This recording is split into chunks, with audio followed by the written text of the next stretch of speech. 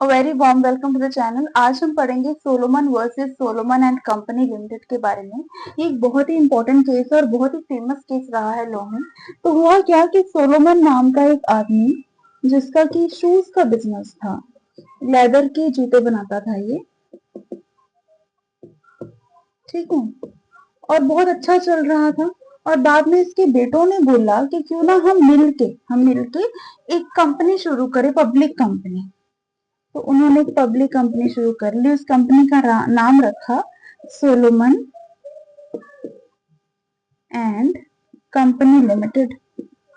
अब public company की एक शर्त होती है, कंडीशन होती है कि इसमें 7 मेंबर होने चाहिए। तो 7 मेंबर इस कंपनी के बने। एक तो सोलोमन खुद, ठीक, 4 उसके बेटे, एक उसकी बेटी और एक उसकी वाइफ, उसकी पत्नी। तो 7 जाने हो गए। और इस कंपनी ने क्या किया, इसके शूज के बिजनेस को खरीद लिया। ठीक है, इन्होंने इसे खरीद लिया, परचेज कर लिया। अब जब खरीदा इस बिजनेस को तो जाहिर सी बात है उन्होंने सोलोमन को पेमेंट भी की होगी, पैसे भी दिए होंगे। तो पेमेंट जो है उन्होंने किस तरह से करी? 9,000 तो उन्होंने कैश दे दिया, ठीक, 10,000 के सिक्योर्ड डिबेंचर्स दे दिए और 20,000 शेयर्स दे दिए। और एक शेयर जो था वो था 1 पाउंड का, यूके पाउंड का, ठीक। इस तरह से उन्होंने पेमेंट की। और बाद में क्या हुआ, जो ये कंपनी थी ये लिक्विडेट हो गई। और कंपनी के जो पैसे बचे हुए थे कंपनी के पास वो सिर्फ थे $1,055, सॉरी, यूके पाउंड, ठीक है। इतने पैसे कंपनी के पास थे। और जो लाइबिलिटीज थी कंपनी की, यानी कि जो उनको पैसे देने थे वो कितने थे? 17,773 यूके पाउंड, ठीक। तो लाइबिलिटी ज्यादा और पैसे जो कंपनी के पास थे वो कम थे।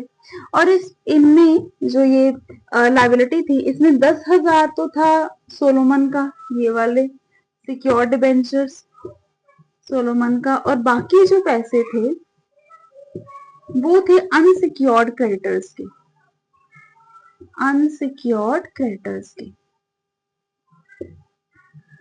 अब क्या हुआ, लिक्विडेटर ने जो ये पैसे इनके पास थे, जो कंपनी के पास थे, ये सारे किसे दे दिए? ये सारे दे दिए उन्होंने सोलोमन को। और अनसिक्योर्ड क्रेडिटर्स को बड़ा गुस्सा है। उन्होंने कहा ये क्या बात है, कंपनी सोलोमन की सारी फैमिली इसकी मेंबर बनी बैठी है, तो सोलोमन को तो खुद ही बचे हुए पैसे हमें देने चाहिए थे, आप ये पैसे क्यों सोलोमन को दे रहे हो? तो उन्होंने बोला कि ऐसे है कि जो हमारा क्राइटेरिया होता है, उन्होंने बोला कि हमारा एक सिस्टम है पैसे पे करने का, कि जब कंपनी कोई भी लिक्विडेट होती है ना, तो सबसे पहले लिक्विडेशन के टाइम पे सबसे पहले हम पैसे देते हैं सिक्योर्ड क्रेडिटर्स को, और फिर हम देते हैं अनसिक्योर्ड क्रेडिटर्स को, ठीक है। तो यहाँ पे सोलोमन 10,000 का उसके पास सिक्योर्ड डिबेंचर्स थे, तो वो सिक्योर्ड क्रेडिटर्स था, इसलिए हमने जो बचे हुए पैसे थे वो उसे दे दिए। तो ठीक है, अनसिक्योर्ड क्रेडिटर मान गए, उन्हें लगा कि ठीक है, बात ठीक है। लेकिन उसके बाद उन्होंने बोला कि हमें ये बात बताओ कि ये जो कंपनी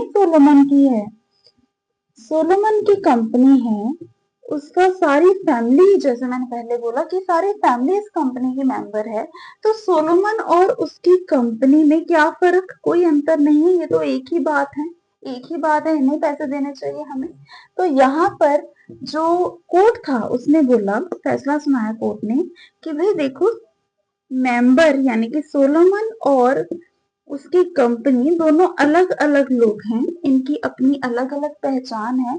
कंपनी की लायबिलिटीज उसके मेंबर्स की लायबिलिटी नहीं होती, मेंबर्स की कोई जिम्मेवारी नहीं है कंपनी की लायबिलिटीज पे करना, क्योंकि जो कंपनी है वो क्या है, उसकी एक सेपरेट लीगल एंटिटी है, सेपरेट लीगल एंटिटी।